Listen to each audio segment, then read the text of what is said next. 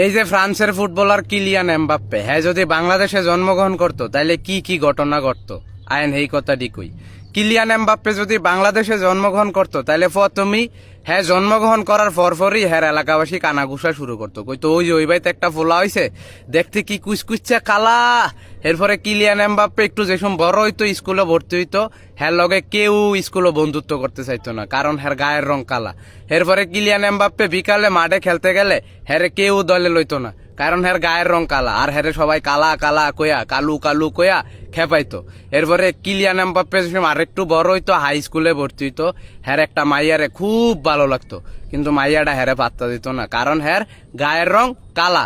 এরপর Kylian Mbappe আরেকটু বড় হইয়া এইসব সোসাইটির এইসব অত্যাচার শুনতে শুনতে মানে দেখতে দেখতে হ্যারে যে কালো কয় এটি শুনতে শুনতে হ্যাঁ যাইতো হতাশ হইয়া সিদ্ধান্ত নিত যে হ্যাঁ একবারে দেশের ন্যাশনাল লেভেলে ফুটবল খেললে সবাই দেখাই দিব, কারণ হ্যাঁ ফুটবল খেলায় খুবই ভালো।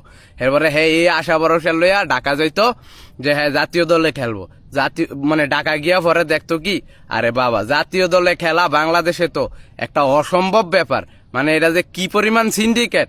কিলিয়ান এমবাপ্পের মতো গরিব ও কালো পোলার পক্ষে জাতীয় দলে খেলা কোনোভাবেই সম্ভব না।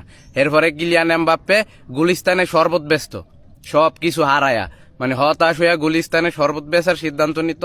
শরবত বেচা যে টিয়া পয়সা পাইতো হেরি দিয়া রাত্রে ডেন্ডি খাইতো। অথচ এই কিলিয়ান এমবাপ্পে এখন পুরা পৃথিবীর অন্যতম সেরা স্ট্রাইকার। অন্যতম সেরা কি, সে সেরা স্ট্রাইকার, আর সে পুরা পৃথিবী জয় করে লাইতেছে।